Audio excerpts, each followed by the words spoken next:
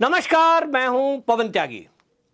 उत्तर प्रदेश की राजनीति में एक खबर के बाद हड़कंप मच गया और यह खबर थी कि राजा भैया वो अमित शाह जी से मिले हैं और वो भी साउथ में जाकर, बेंगलुरु में।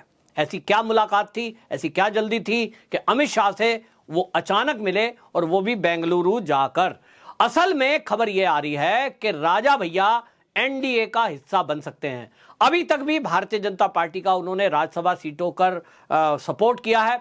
अभी भी लोकसभा चुनाव चल रहा है, उन्होंने अपना कोई प्रत्याशी जो है वहां नहीं उतारा है सीट से। और अभी तक आपको बता दें कि उनकी तरफ से यह भी किया गया है कि प्रतापगढ़ की जो सीट है भाई, राजा भैया की अपनी एक पार्टी है और उत्तर प्रदेश के ठाकुरों के साथ साथ अन्य प्रदेश में भी जो ठाकुर हैं, क्योंकि राजपूतों की एक महासभा है और उस महासभा में वो पदाधिकारी हैं और उसके कारण उनके पूरे देश के ठाकुर समाज पर पकड़ है।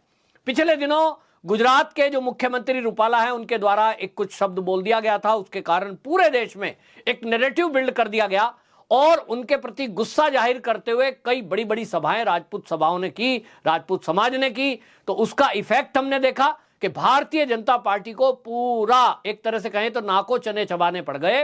राजपूतों को मनाने के लिए फिर भी कुछ सीटों पर कुछ वोट फिर भी भारतीय जनता पार्टी को राजपूतों का नहीं मिला। मेरठ, मुजफ्फरनगर, सहारनपुर, ये ऐसी सीटें थी जहां उसका इफेक्ट बहुत ज्यादा था। अब प्रतापगढ़ जो सीट है, इस पर भी इफेक्ट है। इसके अलावा गुजरात की अभी कई सीटों पर उनका इफेक्ट है और वहां बड़ी बड़ी सभाएं हुई हैं। तो राजा भैया वो व्यक्तित्व है कि वो राजपूतों को इस बात के लिए राजी कर सकते हैं कि भैया जब सीएम थे उन्होंने कोई बात बोल दी, उसके लिए फिर क्षमा मांग ली, पूरा संगठन ठाकुरों को साधने में लगा है। अब आप सोचिए, याद करते हैं कि जनरल वीके सिंह, जिनको कैबिनेट में मंत्री बनाया गया, वो ठाकुर थे। योगी जी ठाकुर हैं, रक्षा मंत्री राजनाथ सिंह ठाकुर हैं। अब कहीं ऐसा तो नहीं है कि भारतीय जनता पार्टी में कोई वैसी दृष्टि से देखा जा रहा है। हमेशा ये कोई छुटवैया नेता या कोई भी इस तरह का व्यक्ति जिसको इतनी समझ नहीं है कि आपके बयान का क्या इफेक्ट हो सकता है, वो कोई भी ऐसे बड़बोलेपन के लोग होते हैं। मोदी जी तो हमेशा बोलते ही हैं कि बयानों को बोलने के पहले 100 बार सोचें, और उन्होंने शब्द भी दिया है बयानवीर। लेकिन होता है, एक प्रदेश का मुख्यमंत्री होने के बाद भी हो सकता है, ये इस बात से पता लग रहा है। लेकिन यह कतई नहीं होता है कि भारतीय जनता पार्टी किसी को जाति के आधार पर या किसी को धर्म के आधार पर अपमान करे। आप टॉप लीडरशिप भाजपा की अगर देखेंगे, मोदी जी, योगी जी, अमित शाह, राजनाथ सिंह, ये वो बड़े चेहरे हैं भाजपा के। और अगर आप देखें, एक भी वक्तव्य कभी किसी के बारे में बोला हो। सब लोगों को मैं ये आग्रह करना चाहता हूं, चाहे वो किसी भी जाति या धर्म से हों, आप केवल इन 4-5 बड़े नेता और पार्टी के जो अध्यक्ष हैं जेपी नड्डा, अगर इनके बयानों पर ध्यान दें, क्या इन्होंने कभी किसी के अपमान करने की कोई बातें बोली हैं? उत्तर है ना। फिर कल को मान लीजिए कोई एक जिला अध्यक्ष, कोई प्रदेश अध्यक्ष, कोई प्रदेश का सीएम, इतने सारे प्रदेश हैं, हालांकि इस मामले में जो सीएम बनाए जाते हैं वो सीनियर ही होते हैं। होता है किसी से जाने अनजाने में कोई शब्द ऐसा निकला है तो भाई गलती तो इंसान से होती है, उसकी क्षमा अगर मांग रहा है तो क्या उनको माफ नहीं कर देना चाहिए? ऐसे कई इंसिडेंट हुए हैं कि जब कभी भी कुछ इस तरह की बातें बोली गई। तो कुल मिलाकर राजा भैया को अब लेकर के, जैसा अमित शाह से मुलाकात हुई है, कहा जा रहा है कि एक और दौर की मुलाकात होगी। राजा भैया या तो पार्टी मर्ज करें बीजेपी में, क्या वो पार्टी मर्ज किए बगैर अपनी पार्टी के राजा रहते हुए एनडीए का हिस्सा बनेंगे, ये उनके ऊपर है। ये अभी फाइनल नहीं हुआ है, लेकिन कयास लगाए जा रहे हैं कि अमित शाह की मुलाकात के बाद, जो मेरे सूत्र हैं जो उत्तर प्रदेश को कवर करते हैं और प्रतापगढ़, आजमगढ़, उसके एरिया के आसपास के लोग हैं, वो कहते हैं कि एक तो बात यह है कि राजा भैया, बाहुबली शब्द उनके पीछे लगता रहा है, कई सारे केस हुए हैं। ये बात अलग है कि योगी जी के आने के बाद कोई बड़ी कार्रवाई नहीं हुई है और ये इसी कारण है कि वो देखो इतना इफेक्ट उनका है और हर एक केस में कोर्ट को फाइनल करना होता है। तो जब कोर्ट से उनको हर केस में अगर जो है छूट मिलती जा रही है, तब इसमें पार्टियों की भी बात नहीं है। लेकिन कुल मिलाकर भारतीय जनता पार्टी अभी भी उनको बीजेपी में शामिल कराने को लेकर पहल नहीं कर रही है। इसका कारण यही है कि जो उनका पुराना इतिहास रहा है, कहीं भारतीय जनता पार्टी पर इसके आरोप ना लगे। लेकिन संभावना का खेल है राजनीति, संभावना यहां यह भी है, दोनों संभावना मैंने आपको कहा कि उनकी जो पार्टी है, उन्होंने अपनी पार्टी बना रखी है, राजा भैया की अपनी पार्टी है, और इसमें जो है जनसत्ता पार्टी वो बना रखी है। उसके 2 अभी विधायक भी हैं, 2 एमएलए हैं।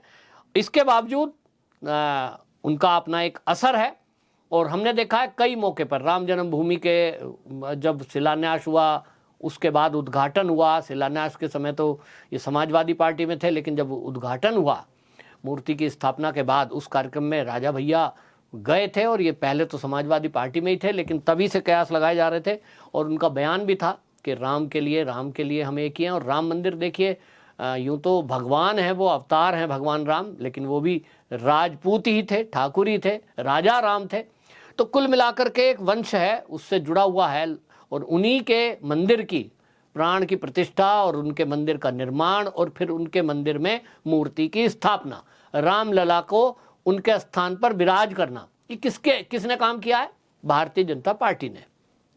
भाई मंदिर तो इस देश में कई ऐसी रिक्वायरमेंट है, लेकिन उसके लिए भारतीय जनता पार्टी कर रही है, कोई जाति के कारण नहीं, लोगों की आस्था और धर्म के कारण। तो ये लोगों को भी समझना होगा, लेकिन कई बार होता है, पॉलिटिक्स है, कई राजनीतिक दल जो है ये कोशिश करते ही हैं कि हिंदुओं को बांटो, हिंदुओं को आपस में लड़ाओ, ताकि तुम्हारा फायदा हो जाए और तुम सत्ता तक पहुंच जाओ।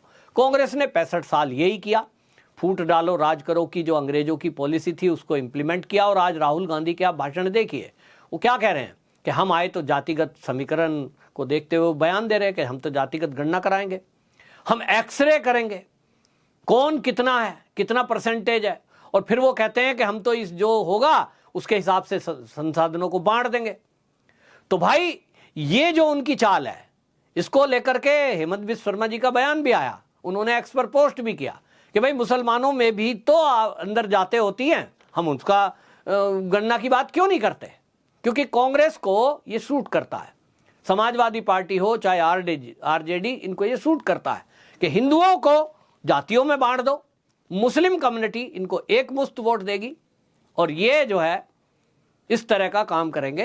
तो अब भारतीय जनता पार्टी के पास फिर, क्योंकि वो भी तो राजनीति ही कर रहे हैं ना, वो कोई संत महात्मा तो नहीं है कि भाई वो जो है अध्यात्म की माला जपने के लिए राजनीति में आए। और इसलिए जातिगत समीकरण को साधने की पूरी कोशिश भारतीय जनता पार्टी की तरफ से की जा रही है, क्योंकि उसका लक्ष्य 400 पार का है, और उसको ये दिखाई दे रहा है भारतीय जनता पार्टी को एक एक सीट कहां से कैसे निकलेगी। ये आप सोचिए, भारतीय जनता पार्टी के सारे सर्वे ये कह रहे हैं बीजेपी आएगी, मोदी ही बनेंगे, लेकिन उसके बावजूद भी भारतीय जनता पार्टी की ये खूबी है कि वो हमेशा एक एक सीट का एनालिसिस करती है, उसके लिए पूरी मेहनत करती है, पूरी ताकत लगाती है। और यही हो रहा है 400 पार के नारे के साथ। खाली ऐसे नहीं है कि नारा दे दिया बस लोगों को उत्साह करने के लिए, कार्यकर्ताओं को दिखाने के लिए, या विपक्ष को डराने के लिए। ये लक्ष्य है बड़ा सोचा समझा, कई बड़े महत्वपूर्ण फैसले इस बार मोदी जी करने वाले हैं, उसके लिए 400 का आंकड़ा पार चाहिए। कुछ लोगों ने इसको लेकर अफवाह फैलानी शुरू की कि संविधान बदल देंगे, ऐसा कुछ नहीं है, लेकिन जनसंख्या नियंत्रण और यूसीसी पूरे देश में लागू हो, कई बड़े फैसले रह रहे हैं, और इसीलिए हर कम्युनिटी को भारतीय जनता पार्टी साथ लेकर चल रही है। और यही कारण आप सोचिए, एक छोटी सी उत्तर प्रदेश की पार्टी जिसके 2 केवल विधायक हैं, राजा भैया उसके प्रमुख हैं, उनसे देश के गृह मंत्री अमित शाह मिल रहे हैं। तो ये छोटी बात नहीं है, ये राजा भैया को केवल 2 विधायकों वाली पार्टी का अध्यक्ष नहीं देख रही है बीजेपी, अमित शाह ये देख रहे हैं कि ये वो बंदा है जिसका पूरे देश के राजपूतों के ऊपर एक असर है, और उस समाज में जब वो बैठते हैं तो समाज उनकी बात सुनता है और मानता है। व्यक्तिगत रूप से मैं कभी राजा भैया से नहीं मिला हूं, लेकिन मेरे जो मित्र प्रतापगढ़ और उस एरिया में रहते हैं, और वो बताते हैं कि किस तरह से शालीनता के साथ राजा भैया लोगों से बात करते हैं, उनका प्रतिदिन दरबार लगना, लोगों के बीच जाना, उनके दुख सुख में खड़े रहना, ये भी एक उनके जीवन का पहलू है। इसका असर राजपूतों के अलावा आसपास जो प्रतापगढ़ के लोग हैं उनके ऊपर तो अन्य समाज के ऊपर भी है, क्योंकि राजा भैया वो हैं जो हर समाज के साथ अपने क्षेत्र के लोगों के खड़े हुए हैं। तो इसके कारण एक महत्वपूर्ण नेता है, एनडीए से जुड़ जाएंगे तो एनडीए मजबूत हो जाएगा, और अगर वो भारतीय जनता पार्टी में आ जाते हैं तो फिर तो भारतीय जनता पार्टी की ताकत बढ़ जाएगी। और आप समझ लीजिए कि राजा भैया एनडीए में आ जाएं चाहे बीजेपी में आ जाएं, वो फिर एक स्टार प्रचारक के तौर पर भी भारतीय जनता पार्टी को मजबूत करने का काम करेंगे, एनडीए को मजबूत करने का काम करेंगे। ये मेरी व्यक्तिगत राय है। आप में से जो उत्तर प्रदेश के रहने वाले लोग हों या आप में से कोई राजपूत कम्युनिटी के लोग हों, आप भी अपनी राय रखें कि जो मैंने आपको बात बताई राजा भैया जी के बारे में, क्या आप भी यही सोचते हैं कि राजा भैया वो एनडीए में आए, अपनी पार्टी को भाजपा में मर्ज करके भाजपा में समा जाएं? आपकी क्या राय है? वंदे मातरम।